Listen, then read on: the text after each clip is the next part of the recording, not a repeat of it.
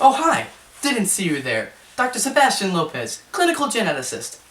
Over the past couple of years, my colleagues and I have been researching and experimenting on genetic disorders. Though there's been this one that's been taking the most of our time.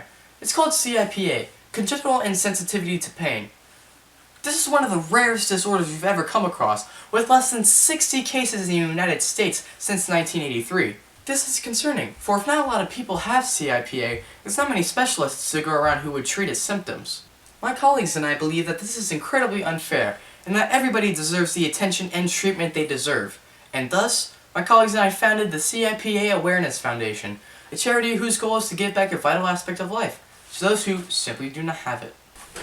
And so, in this video, you're going to learn what CIPA is, what it does to the body, how it affects living conditions, and many more specifics. So, let's get into this. CIPA became first documented in the 1930s, though more specifically in 1934. It was believed to have originated from a village in northern Sweden, where nearly 40 members of the village were diagnosed with CIPA. As it began to grow, researchers divided it up into two different cases: congenital insensitivity to pain, which is lacking the ability to perceive pain, and congenital indifference to pain, which means they lack a response to pain.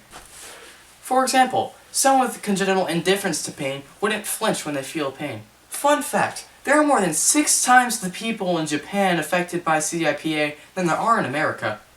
Now, what is CIPA?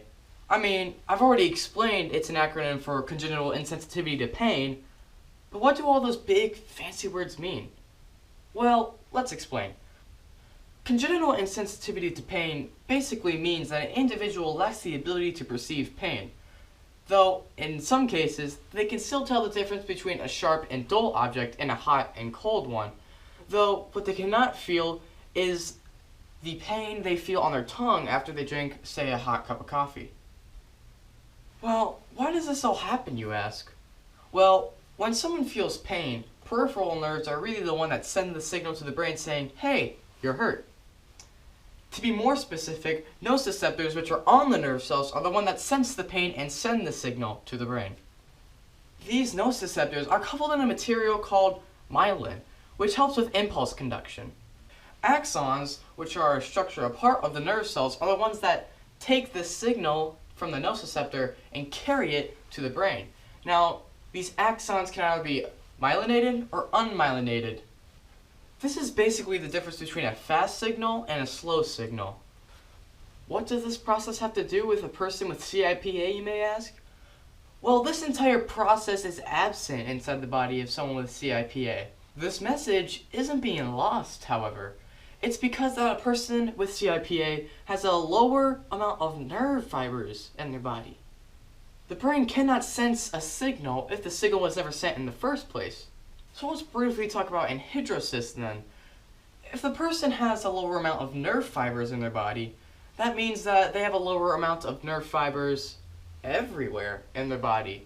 So when it comes to the sweat glands, they can't send a signal to the brain saying, hey, it's getting hot in this part of the body. So they can't receive a signal from the brain to release sweat from the body, which keeps the heat inside of the body, which can normally lead to heat stroke in some cases.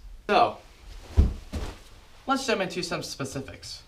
CIPA is an autosomal recessive trait, meaning that both parents have to have this mutation in order for it to pass on to the child.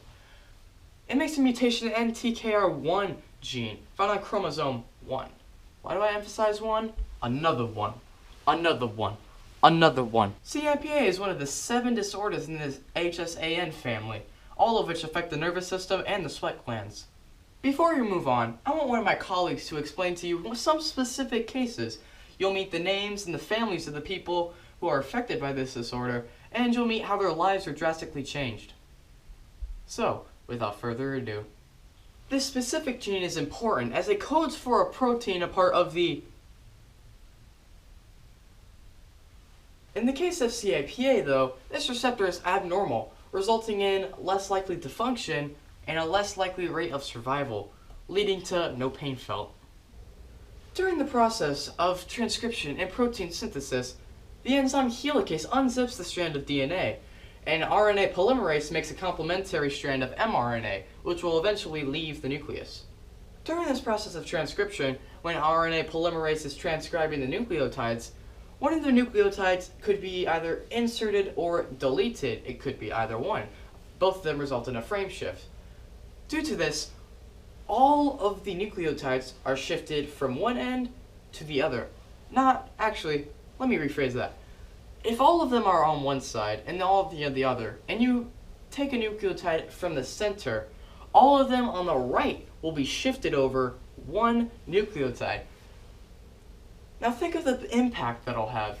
If this strain is supposed to code for a specific amino acid, and the codons have to be specific, if all of them are shifted over just one, the entirety of the string of amino acids could be drastically different, resulting in devastating effects on the person. Protein requires the 3-string amino acid lys in order to function properly, though due to the frame shift it gets arg-lys-gly. It will not function and most likely die. Someone suffering from CIPA may have symptoms such as lichenification of the palms, more specifically, which is leathery skin due to constant rubbing on the skin. They also may suffer from hypertrichosis, which is an abnormal hair growth pattern.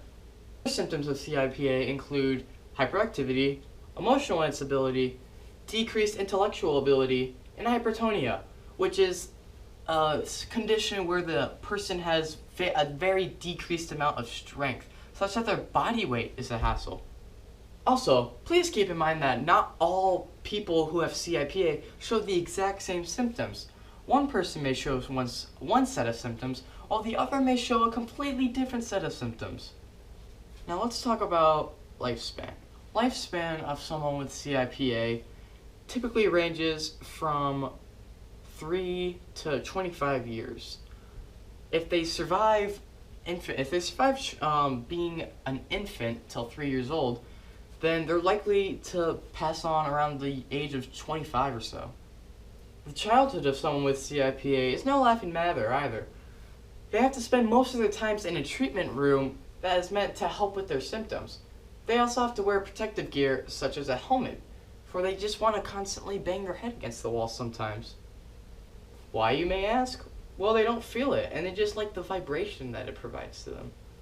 These kids will often be treated academically too, being put in classes way below their skill level and that will chug along at a much slower pace than a normal class for their age. They also have to be extremely careful wherever they go, for one small injury left untreated can turn into a devastating condition later. In some cases, the teeth are pulled from a baby's mouth so they cannot mutilate their own self. Yes, it's quite common for someone to mutilate themselves with CIPA. They cannot feel the pain. Most of the time it's something with half their tongue or their fingers or even their toes. Also, protective eyewear is common with people for this, for they want to constantly rub their eyes. As of right now, February of 2016, there is no known cure nor treatment for CIPA or any of the HSAN family diseases. The only thing that scientists see will eradicate this disease is time. Currently, there are no famous celebrities on Earth with CIPA, though there are a few individuals who have obtained fame due to their disease of CIPA. Some of these include Ashwin Blocker, Stephen Pete, and Roberto Salazar.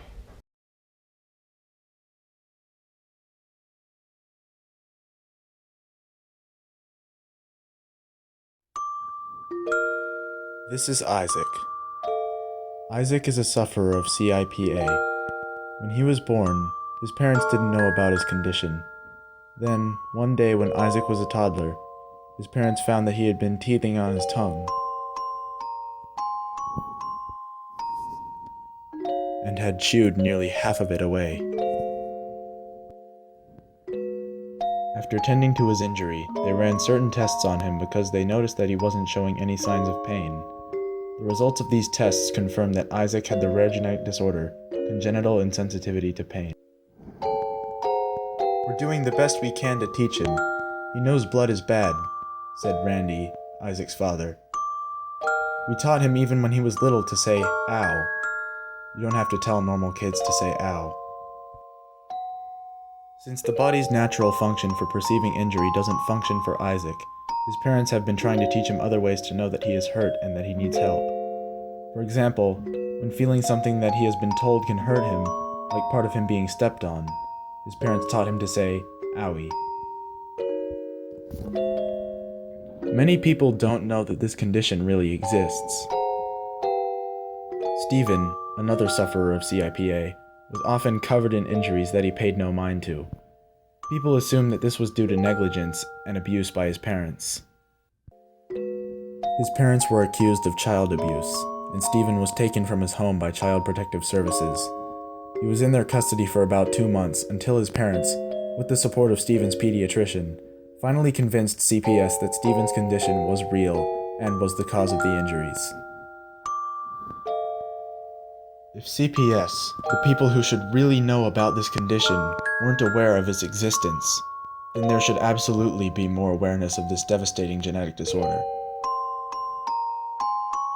Donating to the CIPA Awareness Foundation will help to train painless children to know when they're injured and when they should get help, while also spreading awareness of the disorder.